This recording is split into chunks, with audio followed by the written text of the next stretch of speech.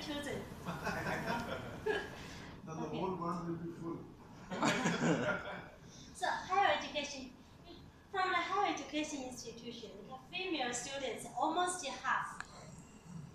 And for the here, undergraduate, in regular HES, female students has more female students than male students. And also, and especially for the Master of Education, in our institutions, every year, such as for the competitive education, we have 10 students, but sometimes only 1 male. Sometimes even all are female students. So, and another problem is the minority. So I think many countries have the same. And how to help and protect the minorities. In China, Han nationals even jealous with the minorities because they enjoy some priorities, such as go to study in the Peking University, the best university. Other students maybe the score needs to 700 or 600, but for minorities maybe 500. Their score, they can go to study. So they have some priorities in terms of higher education enrollment. Here is the percentage. So according to the census data of 2010, the number of minority nationalities is so many, accounting for about 8% of the population. But you can compare this number with here, this number. The students, minority students in the higher education institutions, almost on behalf of their population. And another one is we want to talk about the gross enrollment rate of education by level. Higher education, in 1991, only 3.5 in China. It means 100 students only have about 3 or 4 students can go to study in the university. At that time, sometimes even one village only have 1 students can go to study in the university. If he is so lucky, all the villagers will come to their home to celebrate, have some celebration. I don't know how about this situation in your country. I know in 1980s, my brother go to study in one Beijing universities, and all the villagers come, give their congratulations, and we need to play the cinemas, especially for them, and to hosting all of them the meals. Now the situation totally changed. In 2014, the gross enrollment is already 37%. In some cities, such as in Jinhua, some high schools, such as the first municipality high school in Jinhua, almost all the students in one class all go to study in the universities. Now, university is not as something so far from normal people as before. Okay, and here is in 1991, this is okay. According to this, so we can say that Chinese higher education already from the elite higher education to mass higher education. So I don't know how about the number in your country. How many percentage of the students? Around 4% of students go to higher education. Oh. 4%. So students in the university, they have very high social status, right? No, there are public universities in Pakistan. There are private universities. The quality of education in private universities is better than the public universities. That's why the elite. No, no, sir. Public sector universities are working very well. School level पे तो ठीक है. There are LAMs, there are Khan University, there are different universities. ComSets University. ComSet is a public sector university. ComSet is a public sector. Universities are. How about the faculty members in the universities? Well, I also want to talk about the gender problem. And in China, the senior, we call it, maybe in your country call it full professor, right? Full professor and associate professor, assistant professor in China. Just in total, the total number is the female. You can have a look at the female, the number of the female.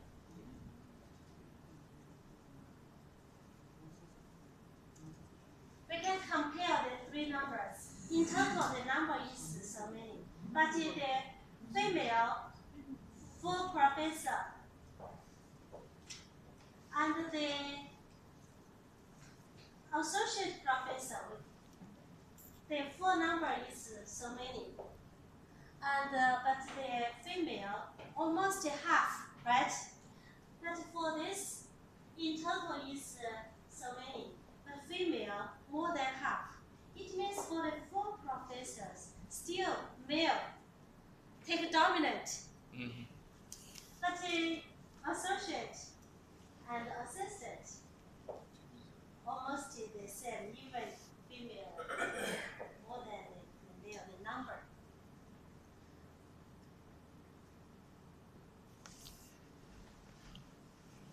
And then for the growth in primary competition ratio. Okay, this is some statistics from ULIST for statistics for education UNESCO. Eastern Asia and Pacific. I want to introduce more Chinese education problem. Okay, education performance in China, okay. The PISA score, I don't want to repeat. And the equality. In China, the education is quite equality. The children of manual works in Shanghai and Singapore do better in math than the children of highly paid professionals in the UK. In the classroom, the students with different background, their parents different background, but it seems academic achievement, not so much differences. Okay.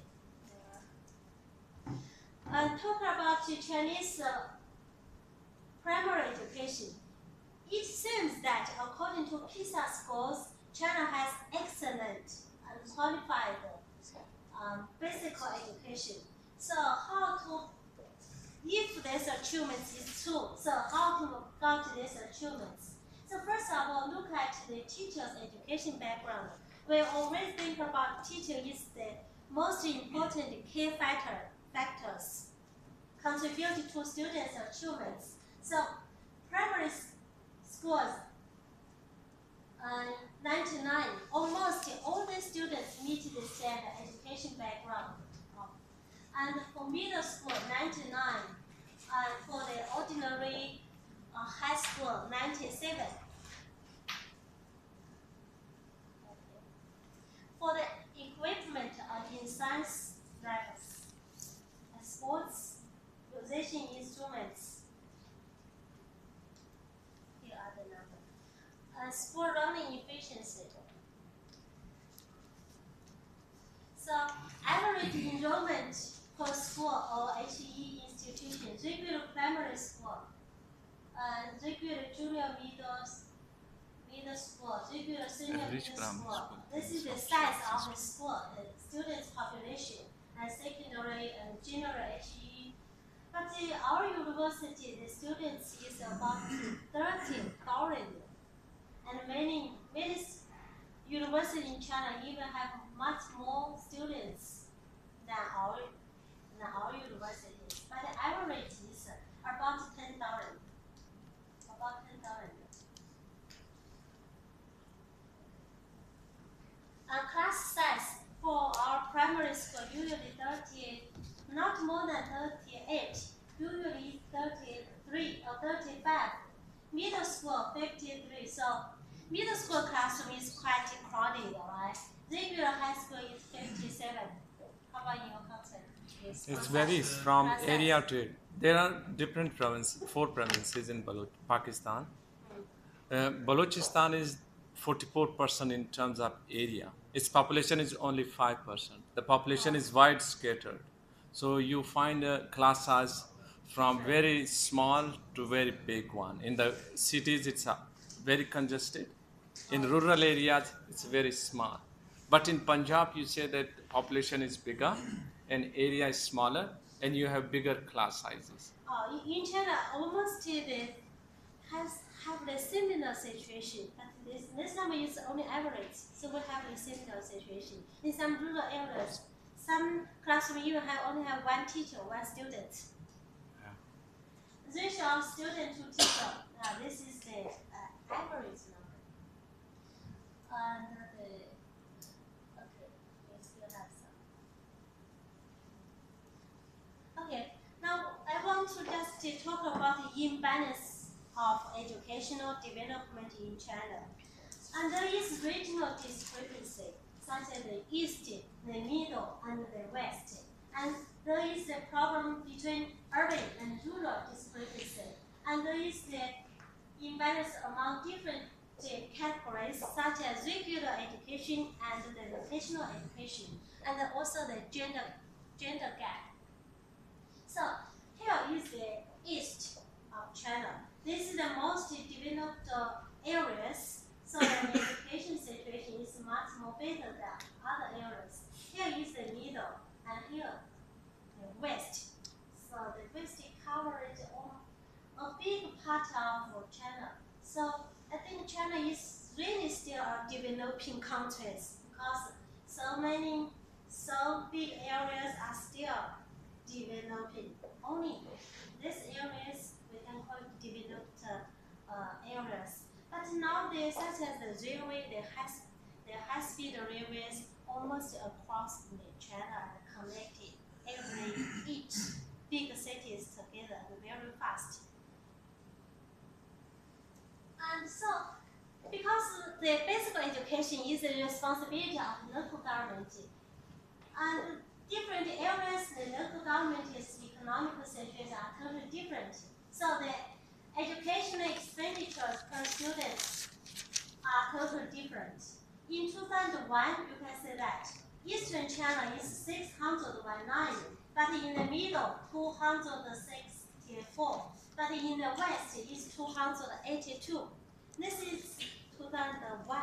It's annual expenditures? What? These expenditures are monthly, annual basis, yearly basis? Sorry, Annual or monthly expenditure? expenditures per per student, per month or per year? Is this the per month expenditure or per year expenditure? I think now at that time it's per year. No. It's 2001. And it's western, and in the west it has more than middle. Does it include teacher's salary, supporting staff, infrastructure? Oh no. So what does this include? In our Life case, expenditure. federal, This one. I think so. I think I need to explore the. इससे ज़्यादा होना चाहिए वैसे। हाँ ये बहुत हजारों में से तो हमारा बलूचिस्तान का भी बड़ा हुआ। स्टाफ का सारा कुछ मिला के per student.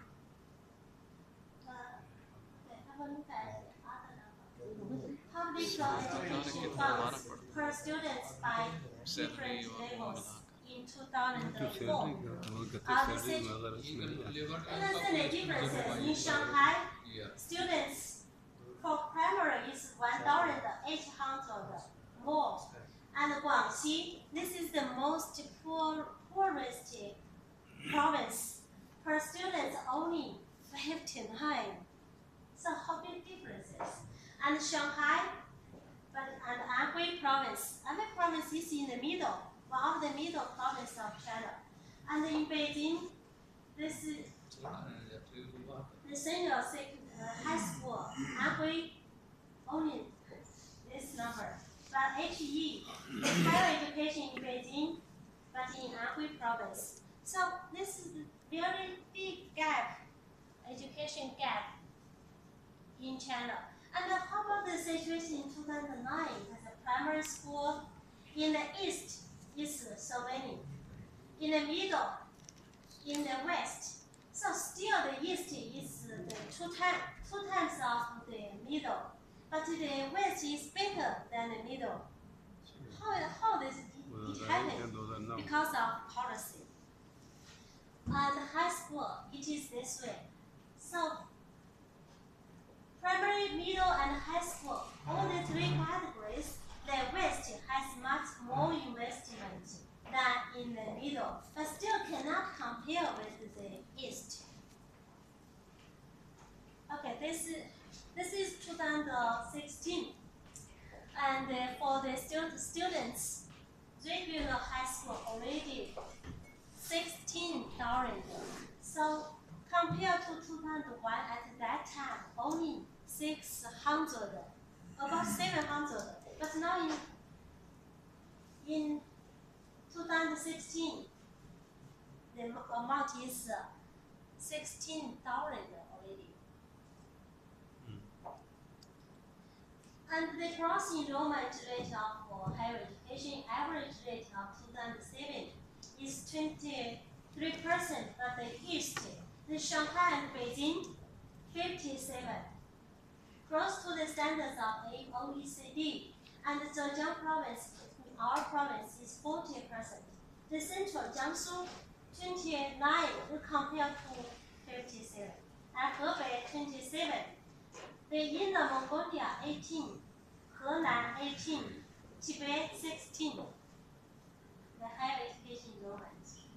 And the percentage of full-time teachers in regional senior secondary school in different regions by academic qualification. In Beijing, graduate means has the master degree or doctor degree already 21%. Bachelor's 78. Associate bachelor is so many, and high school graduate, very, very few. And Shanghai, graduate, 14. And bachelor, so many. And Zhejiang, only 7. Hubei, okay. So the rural population is 3 times the population of the city, so 3 to 1. So now we're talking about the urban-rural discrepancy. Encouraging students from urban areas are as many as those from rural areas. Only 20% students in K University are from rural areas.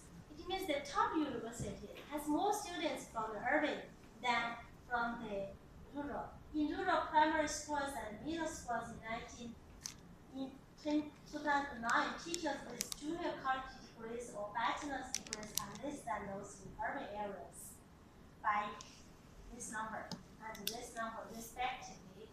The average values of equipment per person are lower than those in urban areas by 37 and respectively. So this big problem between urban and rural, we cannot just look at the problem, don't address it. So give an example. This is one classroom like you are talking about. In the urban, in a very prestigious high schools, so many students in one classroom. There's the picture of class 1, grade 1 of Golden number 1 middle school. The classroom is decided to host 45, but now 98 students crowded in one classroom. This situation is in 2006. Now no more. This cannot exist. And this is one rural schools. one teacher, one student. And this is also one rural schools, one teacher but 4 students. 1 student for grade 1, 1 student for grade 2, 2 students grade 3. So one teacher has to teach many subjects. Okay. Another difference is between regular education and the vocational education, higher education and basic education. Okay. Now I want to talk about, because we have the similar problem, it seems that how China to address this kind of problem. One is by the national policies and initiatives, and then provincial initiatives, and then municipal actions, and such as how to address the gap between the east and west and the middle. So we have the 2 basic plans for the western regions. 2 basic education issues means 9 years compulsory education and literacy education for youth, improving citizens' education, narrowing the gap between east and west, promoting local economic. The central government invested 10 billion yuan special fund in the plan. So at the beginning, we talk about basic education is the responsibility of local government. But to address the gap between areas, so central government invests to help the west. So, but for the east, they have to help themselves. For the middle, also they have to help themselves. But at the same time, I know in east need to help the west, such as Jinhua. They need in Jinhua municipality. They need to help another municipality in the west in terms of education. Such as Jinhua help Xinjiang. Xinjiang province every year will send some students come to study in Jinhua, some high schools. And Jinhua needed to provide everything free, such as accommodation and tuition and meals, all free. Even sometimes provide the traffic fees for them to help Xinjiang students. And we also use some advanced technology to help the quality of teaching. I will talk about it later in the part of smart education. So okay, this is the one plan. And now talking about how to help the Tibet, the situation in Tibet. We provide free food, accommodation, and schooling for schools on the farmland and pasture land in Tibet. So in 1951, Tibet was peacefully liberated. And there were no modern schools in Tibet, so taking up 95% of the Tibetan population did not have the right to education, and the literacy rate was less than 2%. But now, Tibet has so many schools. Among them, there are 6 colleges and universities, 6 secondary vocational schools, 29 high schools, 93 middle-class schools, and so many primary schools. So, greatly improve the Tibet's education. So by 2010, the primary school enrollment rate reached to 99.2% in Tibet. Think about the very huge and the vast pasture farmland and pasture land. So it's quite not easy to get this achievement, to make so many students can go to school, get education. So, and the middle school enrollment rate is 98%. High school is reached to so many, respectively. So since 1985, In primary and middle schools, in agriculture and pastoral areas, free food, free accommodation, and schooling are provided to students in Tibet. The persons received special funds from the government. This is how the Western can get achievement, not left so much behind with the East. So extending, and then gradually this policy, free food, accommodation, and schooling, extended to high schools. It means in Tibet, students in Tibet, they don't need to pay anything. They can have the primary school education, middle school education, and high school education.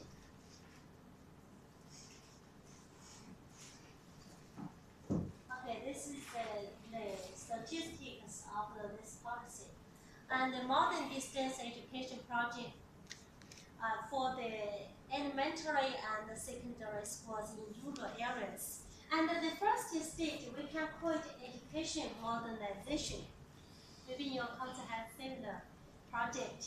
Education modernization, I call it the first stage. So the pilot first was to take 1 year to complete 3 types of construction in the pilot area since 2003. And at that time, we used DVD play and sports for, and we also have the satellite receiving and computer classrooms and constructing the computer classrooms. So 25 elementary and secondary schools in rural areas in the west and 21 in the middle were covered by the distant education project. And the funds for the western pilot areas mainly came from the central government, supplemented by local investment. The central special funds accounted for the central, they need to pay 2/3, but the west mainly come from the central government. Funds for the central areas mainly come from local investment, supplemented by central. And the funds for the east mainly come from local investment. It means we need to depend on ourselves in the west. The central government just gave appropriate subsidies for the remote education. A total of so many yuan was invested to the pilot areas. This is the situation in 2003. Okay, the second stage, I think, how to help to balance the education development. I think we can call it smart education. What is smart education? Smart education, I don't know in your country if you are using this word or not. Smart education. It means we can study at any time, any place, at any pace to study, to get study. First of all, we need to construct the learning and smart learning environment. And then we need to have digital campus and smart learning. And then 3 is classroom environment and smart learning. 4, I want to introduce the Chinese practice and the outlook of smart education. So, what means smart learning environments? Learning and smart learning environments. The aim is to realize that we can study at any place, any time, any pace, and to make our learning effective, engaged, and easy. Actually, I think now everybody can feel that we can learn at that way. Such as we study English, we just download one app in our smartphone, and we can study English anytime. This one very simple. And then the social cognition for different learning scenarios. For our education, everybody, I think you are the experts in the education. And we have 3 types of education. School education, it is high explicities. Especially in the past, all our education depend on school education. And then we have family education, we have social education that is high in implicity, this is high explicity. So this is our school education system. So if in the past we only depend on school education, parents hope their students can go to top school, into the top class, and to get the top score. So for the family education means we can learn it at home. And for the city education, we can learn it in community, learn it in enterprise, learn it in public. It means we have a learning societies. So the learning and smart learning environment, what is that? That are three realms of smart education system. So first of all, we need to have a smart learning environments, transmitting smartness, to realize adaptability, sensibility. So how to do that? Now in China, especially some places to teach English and mathematics, they use this kind of system. Every student, they have a tablet. Teachers have one tablet, and to control all the classroom.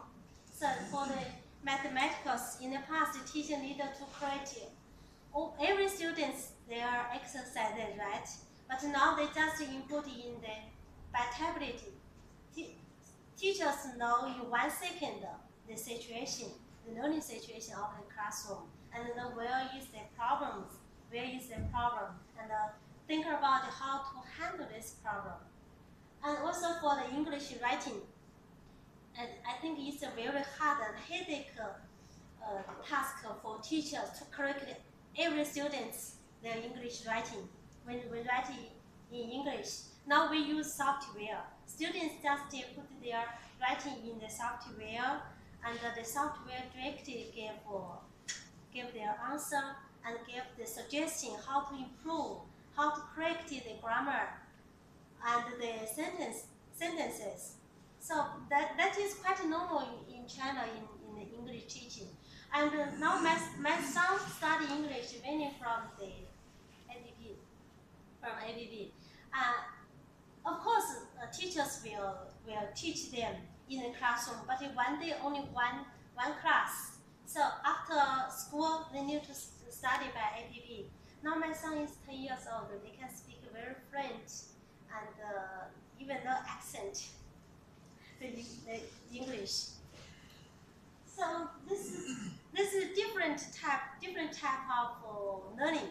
So by this way, we can also use this kind of facility to address the problem and the discrepancy between urban and rural, and between the West and the East. How we do that?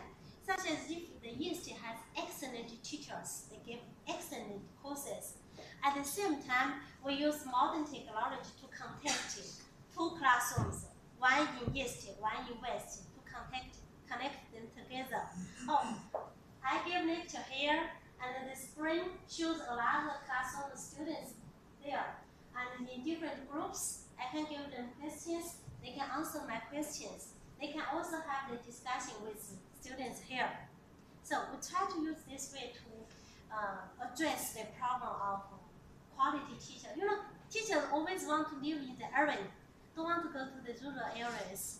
So by this way, by the technology, in terms of technology, we can realize 2 classrooms, 3 classrooms, even 4 classrooms together. But we want to use this way to address the gaps between rural and the areas, the urban and the rural, and the eastern and the west, the problem, such as the Jinhua. We have some high school paired with some schools in Xinjiang provinces. We use this way, but also have a lot of problems.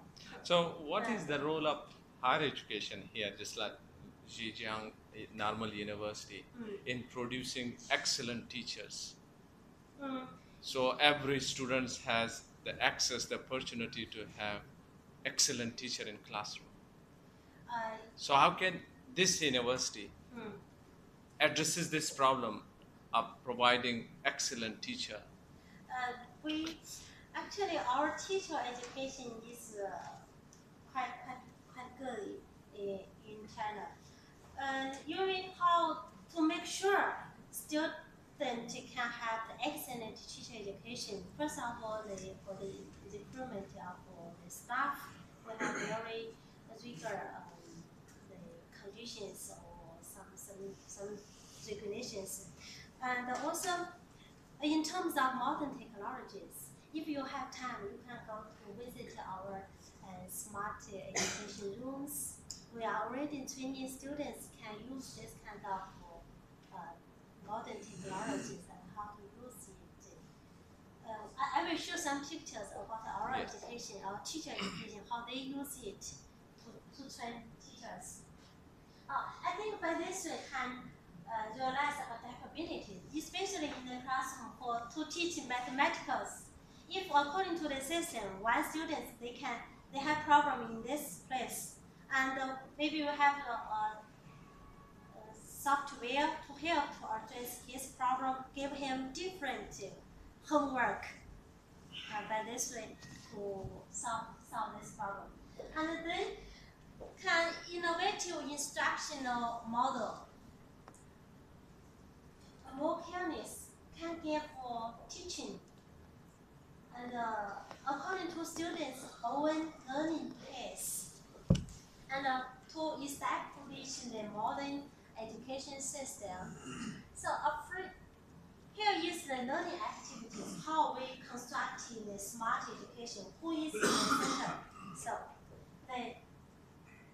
these students are in the center to make sure students can study at any time, any place, any way, and any place, and easily engaged and effective learning. And for the time and space of learning, time and duration, learning space,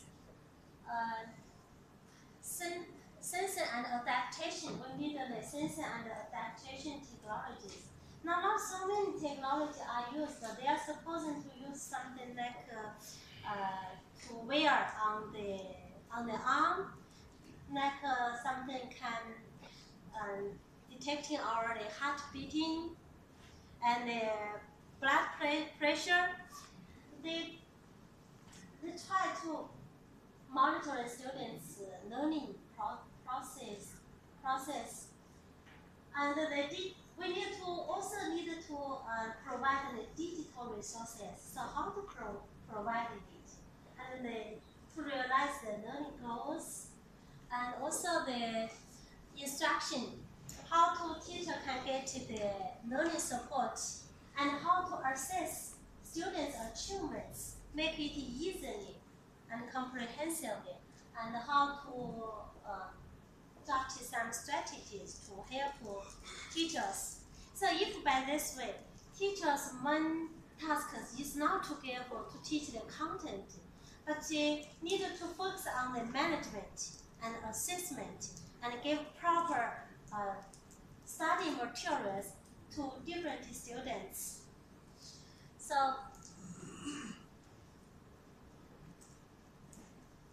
this is the situation in China, the current state of digital campus development.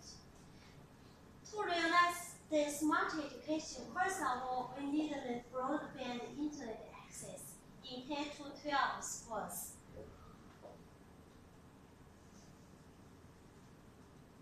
So this is the statistics by the end of 2014. More than 37% of K-12 schools have broadband internet access with the speed of 10 Mbps and above. And 31% of the total have a speed of so many. This is now almost every school and each classroom can access broadband in China. The government invests or not to promote it. And this is the number of computers per 100 teachers possessed in K-12 education in different regions. You can see in Xinjiang province only 25, but in Shanghai, per 100 teachers have 128 computers. It means one teacher has more than one computer. And also in Beijing and Shandong province, the same situation. So the number of computers per 100 students, what is the situation? But from here, we still can see the gap. In Qinghai province, only less than one piece. But in Liaoning, so many. Here, this color on behalf of more than so many. Okay. The computer wireless network coverage among different levels of schools. So higher education institutions. So 40% of HEIs has the wireless network coverage. Vocational education institution better. K-12 education institutions.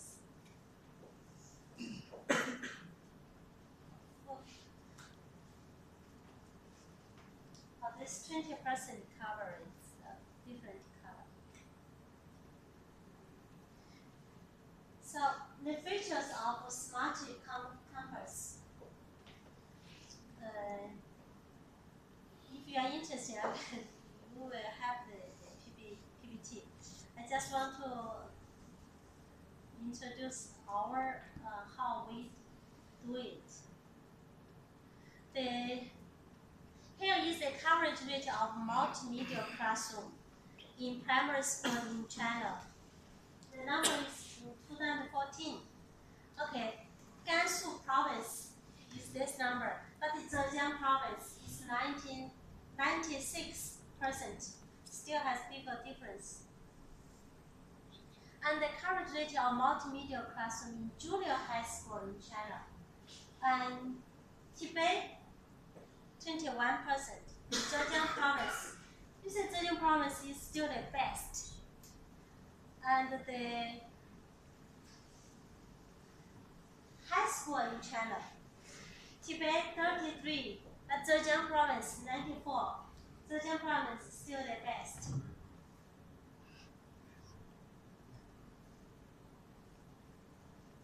In the classroom, now here talking about in the classroom. In the city primary school, in the classroom coverage is so many. And the countryside, only 80%.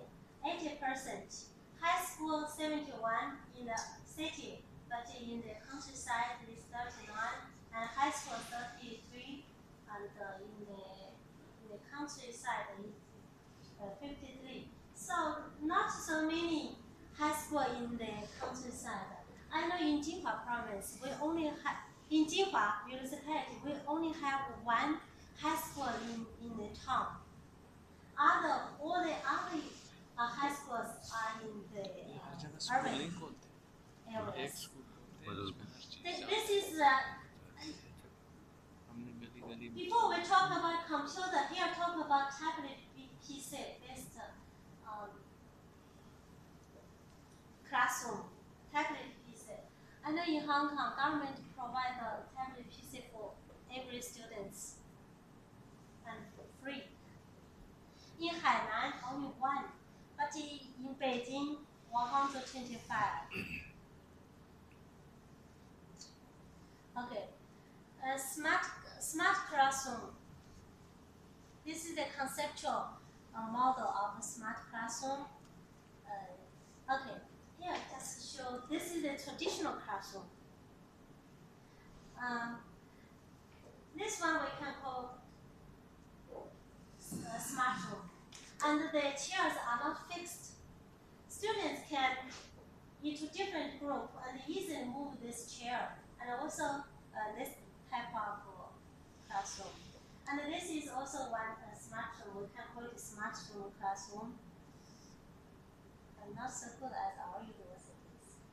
And you can see this classroom has so big screen here, and the students can move and easily to get the group study, group discussion. And this one is a little bit pretty similar for our university. And this main screen, and there are some camera, and there are actually in one class at least there are additional 8 screens. Students can project their own pictures or information or the results of their group discussion into the different screens, and there are some cameras can automatically catch teachers move. So if I move there, the same the camera follow me, and no matter where I am, the camera can follow me. So it's easy to help teachers to analyze their own teaching and to find the problems. And we have this classroom in the building 23. If possible, can go to have a look. And this type of, and also we also have this kind of classrooms. So we have one experimental teaching center for media and communication studies. It is located in building 23. If you are interested in, maybe you can ask to go there to pay a visit. And student teachers, they also get trained there and to study how to use the modern technologies. And this is also classrooms in our universities. So all the chairs and tables and desks can move. And also this is one in our universities, in building 23.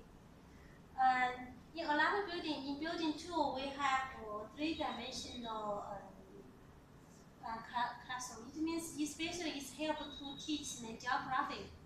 And the students only wearing the glasses can look at the pictures 3-dimensional. So teachers, no matter which country, teachers just give the information, students can get the vivid picture of that country or that areas. So I think this is very easy to study geography. So Chinese practices and outlook of smart learning. And we have internet netizen. In the past, we have the name of citizen. Now we have a new name, netizen. Means people live by and with the network. So we have normal netizens, so many, so huge number. 259 millions, and the internet, they have 390 millions starting from the internet. I think the outlook of education is changing. In the past, students who have a problem in their study, they would go to university or go to hire some private teacher to teach them. Now they just use the internet. Many internet companies, they provide this kind of one-to-one tuition by online in the form of online education. And also so in the past, so here is to construct a cyber, digital, and lifelong education system and a learning society supports anyone can learn. So we have community education, family education, and special education. Here is the environment evolution, development of smart learning. From this chart and also the impacts of information revolution on smart learning. And still the Sichuan, Shandong, Jiangsu, Zhejiang, Fujian, Hunan is in the middle, and Sichuan actually it's one west province. But the central government especially invests and help Sichuan to include Sichuan in the action plan for internet class. And the Sichuan province the Bureau of Education, they already provide online education to help students study. So every student can access internet and register their name, and they can get the electronic books and also online teaching after school. And also teacher can use that system. And in that system, they provide a lot of information to help teachers teaching and help students learning. Especially, it's very useful to help students to learn Chinese and English, and even almost every subject they can help. They can get help. So, talk about something about higher education. Our projects on higher education. And the first higher education project we call it 211 project. Now in China, you can hear, oh, this university wants to be a 211 university. That one is 985 university. That means it was they were chosen in the 211 project in order to meet the challenge of new technical revolution. In Chinese central government started a higher education project to develop 100 colleges and universities and a number of key disciplines and majors. By 2000, the quality of higher education, scientific research, management, and efficiency of school administration have been greatly improved. So if one university is to one university, they will have a lot of resources from the central government. And after 211 project, we have the 1985 project. Maybe you heard about that. This is on May 4, 1998, President Jiang Zemin put forward a Peking University centennial celebration. In order to realize the modernization, China should have a number of universities at the world's advanced level. Now we call it world-class university. So, what university are world-class university? So after this, Shanghai Jiaotong University, they established the Higher Education Research Center. They began to do research on what is world-class university. In 2003, they released the first world academic ranking of world university in 2003. That is the first one in the world. In the past, maybe there are some university ranking, but only such as in US and THE, they are also doing, but not the world, to rank the world university. So, in 2003. So till now, recently they have released the 2017 World University ranking. They call it academic ranking of world university.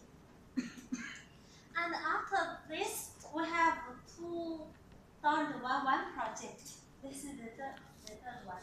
So this is released on April 24th, 2011. President Jinhua talked delivered and policies on this. And then so we have the aim is to promote collaborative innovation through institutional innovation and policy guidance, and this 211. And now we have World Class 2 initiative, which was initiated in 2015.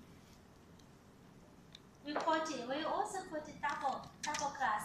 We call it world class universities, world class disciplines. So this is our government's aim, want to establish world class university and world class disciplines in China. So this chart shows the number of HE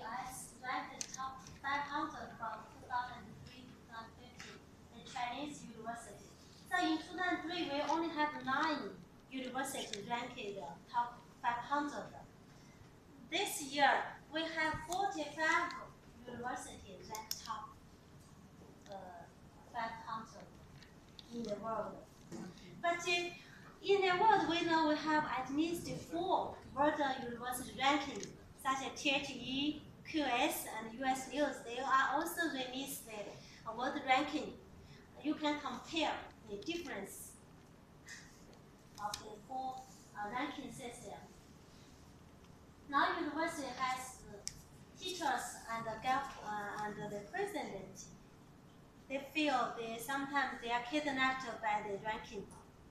Because the ranking, no matter it's good or bad, once released, it attracts greater attention from the parents, from the government, from the society, from the community. And it helps attract excellent students and employ the staff and faculty members. So many universities and the government, they have made a lot of reform on the university governance, such as in our universities. Very few examples. Because the university ranking, they focus on research, right? So the number of research and the level of research give for the task, and every teacher needed to perform. Every year we are evaluated. Every year we are evaluated. Now our situation is publish or perish. I don't know how about in your country. You are always implement this kind of policy to teachers or not, give them more pressure, make them work much more harder. Because we are focused emphasis on research, so teacher pay more attention on research than teaching. We have a little bit different system. We have quality and handicap sense. And not only the research is the parameter, the student satisfaction is also the parameter. And also your student employment rate, alumni. This plays also a very important role in the ranking of the universities. So these are, if you look to the QS ranking of the world ranking, most of the 60% ranking is done from the students, the social sector, awareness of the universities in the community. So, the ranking is not only on the research. Yes. Yeah, because research is just one part. Just one part of the more and more papers. But that The research, quality of research plays an important role. so you can compare the 4 ranking system. The research account much more So research is just one part of That it. is Yeah, one yes. parameter. There are- It's one parameter. You just can't base the entire thing on research. What I can give you an example, like if you look at the statistics of 2016, you will see the number of Pakistani universities of research publication is much more higher. But if you look to the 2016 ranking, we have only, I think, 2 universities managed to be in the top 100 list. 300 list. So, research is not the parameter. So, Research is one parameter. but in our university or in many Chinese universities, president or other administrators, they are paying very high attention to the ranking. Ranking is important, and yesterday I asked the question from your president as well. Yes. Most of the Chinese research is published in Chinese journals, Yes. which reduce their readability, which reduce their citation index, and because obviously your research value would increase if I cited more in my research. So I can see that the number of Chinese conferences English version of conferences have increased. The number of journals are coming through, which the papers are published in the English version. In China, mainland, in the field of social education, so researchers and teachers still can publish in Chinese. Majority of the journals are in Chinese. But in Hong Kong, if you publish in Chinese, they don't take it as research paper. Only English, only can publish in English, and the That is International why the citation of Hong Kong universities is more than the other Chinese universities. since they publish in English, people would cite from there, make citations from their journals. This is where the Chinese universities go down because you can't cite from them. You can't make a citation from them. Because your research paper value or your research value increases by the number of citations. I publish one paper and it is cited by 1,000 people. So that has more value than I publish 100 impact. papers. It has more of an impact factor as this. So in the field of the teacher research assessment, I think we have a lot of problem. Now, some university only evaluate teachers' publishing by number. How many numbers? Yeah. The number. You get this promotion. is problem. The number is not Not by the quality quality. of research is important. But sometimes, quality needed to be such as evaluated by the innovation, the rigorous, and the contribution. But sometimes only according to which journal you are published. I know what is the policy on plagiarism? I mean, what is the tolerance level?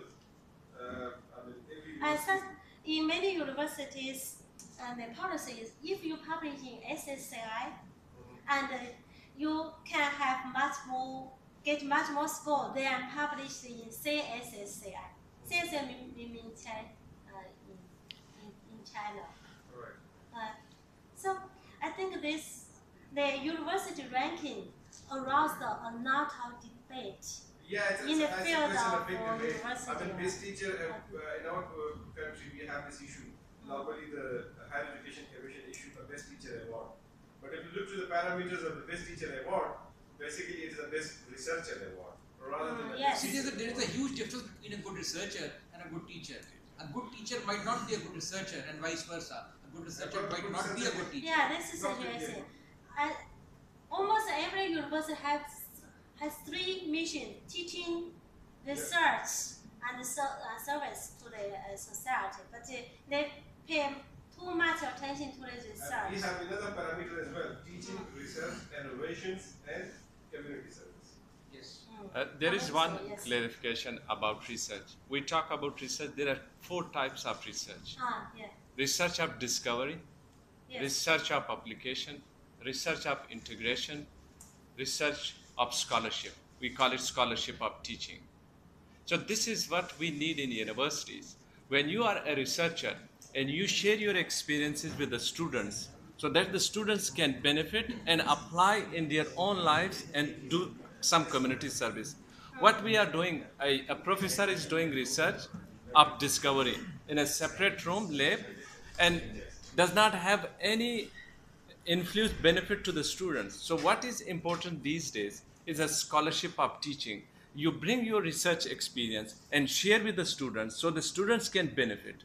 What we are doing, professors are doing their research work just for the sake of their promotion, for their publication, and the students usually do not benefit from it. So what in the United States, for example, they are focusing now on scholarship of teaching. If you are a researcher and you are a professor and you have a first-hand experience, try to share with the students so the students can benefit from your research. This is missing in our universities. Probably even in your universities, I see.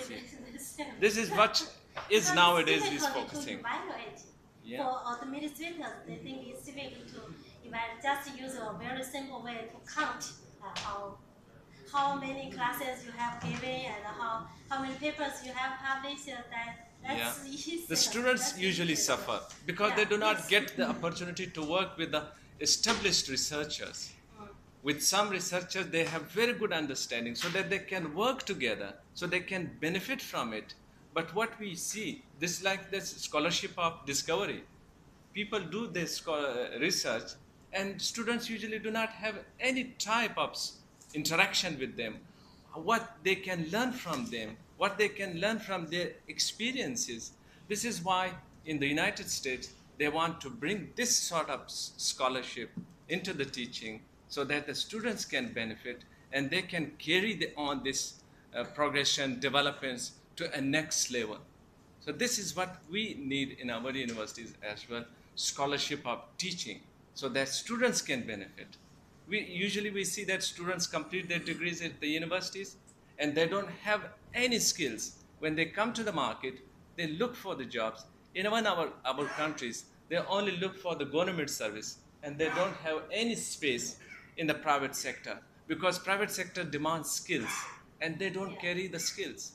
So even in the United States, there are, I think, 500,000 jobs still vacant because there are no people that can fulfill their criteria. The same problem we have. So this is why government wants to promote the vocational education.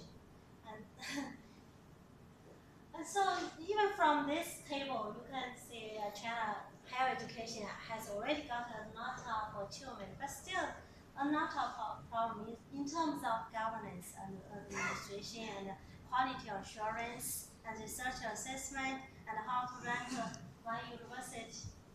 So a lot of problem.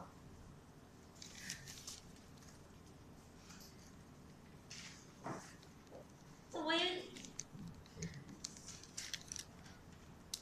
think you are the experts in the field of higher education. You say our country from the central government we released a lot of plans, development plans.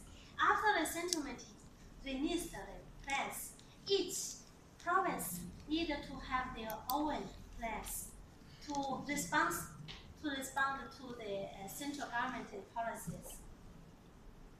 So last year, in 2015, since the central government has already released the world-class tool initiative, every province has already released their own policies to try to establish world-class university and world-class disciplines. So, any similar projects or initiatives from your country want to establish the world-class university, and what is and how to do it? So, in our country, if one university or your discipline was chosen to be constructed as the future world-class university or discipline, it means you can get a lot of resources from the central government, from the local government. So this is the compare of the resources. University always supported by the resources. And also we are evaluated by the MOE. We have one agency to evaluate each university's the research, the teaching, etc. And then maybe they will give a rank or not. Still didn't release. We have submitted the materials last year, but still didn't release them. So how to choose the university? Which university will be chosen? What is the standard? How to establish criteria? A lot of problems. I don't. Can you share some experience from your country? How to establish a world or excellent university? In our case, we have Higher Education Commission. Prior to 2000, it was named as University Grant Commission, which was only there to allocate grant for the university at national level, and that was the only department which was administering and supervising the university all over the Pakistan. Subsequent 2000, it was named as Higher Education Commission, and they have established some additional departments to oversee the university. And as one of my colleagues said, quality enhancement cell, they have nowadays established a quality enhancement cell, and they have certain parameters or indicators to ensure the quality, to ensure the sustainability of the standard which has been devised by the Higher Education Commission for the university.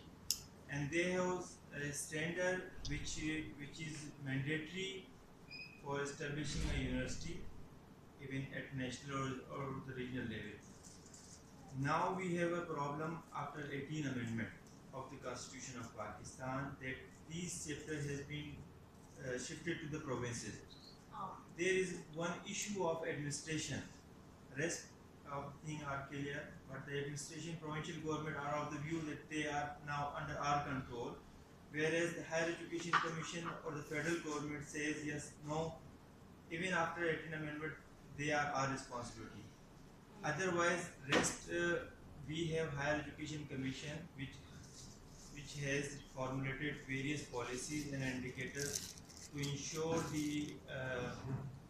their implementation of their policies, and that organization is also responsible for registration, affiliation and recognition and accreditation of the degree program of all the universities in Pakistan.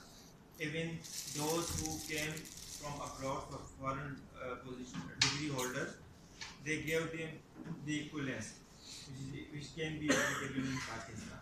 One. This is the case of higher education in Pakistan, whereas in secondary or the primary level, we have the best indicator of student result, and from that indicator we list down or the grade the institution. Like in our federal capital, we have 423 institutions, and the institution which got the first position in federal board of intermediate, that is that considered as the top one. Like we have the main indicator of student result, then we have other parameters. In Higher Education Commission, like the university where I studies, including the Khan University, which is the world top institution, in 2004, 5, 6, they have three main indicators for faculty evaluation or faculty assessment. 60% ratio was given to their research, 20% for their teaching, and 20% for the facilitation to the students, like we were students. After the classes timing, they have allocated 1 hour for each student. So whatever problem in academically they were facing, they were supposed to go to their advisor and get the facilitation. And after each semester or coursework, the students were supposed to evaluate their teacher, whether they have undertaken their responsibility or otherwise. It's quite interesting if we can do a comparison. Yeah, we have further also improved, to the university, because I'm mostly involved with the universities. We have established Office of Research, Innovation and Commercialization. So now we want a research which could be commercialized. And even the hiring in universities in future, there will be no hiring like is traditionally department would recommend and then a person would be hired. Every hiring would be recommended by the Office of Research, Innovation and Commercialization. So they would recommend, and then we have established the Business Incubation Center. So we want to promote the ideas of entrepreneurs. So we want our students now, rather than looking for government jobs, they should also take initiative to become an entrepreneur. And we know that out of every 10 businesses, 9 are failed, but still 1 is successful. So we are also now, our universities are trying to develop the entrepreneurial skills as well. And in this context, all the universities have audits, and most of the province, I think some of the biggest universities have their business incubation centers now. So this is the part of the going to make the universities comparable to the world class institutions. And recently, the government is University of Central Asia is going to be established in Pakistan, and hence they are going to attract some quality manpower, human resource from developed countries to teach institutions. Thank you so much. Now in China, I'm doing comparative education, but I didn't find many papers are doing research on Pakistan. I think in the future, if you have more materials, want to introduce your country's experience or good practices, maybe you can have some cooperation. Yeah, this is one of the reasons, because recently in the last few years, Pakistani government have sent their students abroad for their PhDs and studies in developed countries, including America, Australia, Europe, and they have started returning by end of 2010. So now they are playing role in the universities, and they are, I mean, the teaching mechanism which you were discussing that is also changed now. I mean, we are following a policy like lecture plus surgery plus lay. So that's, our lecture system has changed now. So that's not a traditional lecture, you give a lecture and you go to lay and do the practice now. So we do lectures, then we do real problem solving. We call it surgery. So we take a real problem, case studies, and then we discuss these case studies. And after the discussion, the case studies are taken to the lab and they're implemented. So that's the ideas that we have imported. Mostly these are, we say these, mostly our education system is bound to American system. So we, you would know that getting a PhD degree in America is a big dream. And in Europe it's easy, but in America it's a big dream. So our system, currently in our system, in Pakistani system, we evaluate PhD thesis from 2 developers. It has to be vetted by 2 professors of the developed countries. And if they recommend, the person will get the degree, otherwise a big one. Thank you. So my PPT, I have 134 slides. If you are, so many Chinese education actions and initiatives are introduced because it's only an overview of Chinese education. If you are interested in that, you can get a lot of information from my slides, especially about how to address the imbalance development problem of Chinese education. Okay, thank you so much for your hearing. Thank you.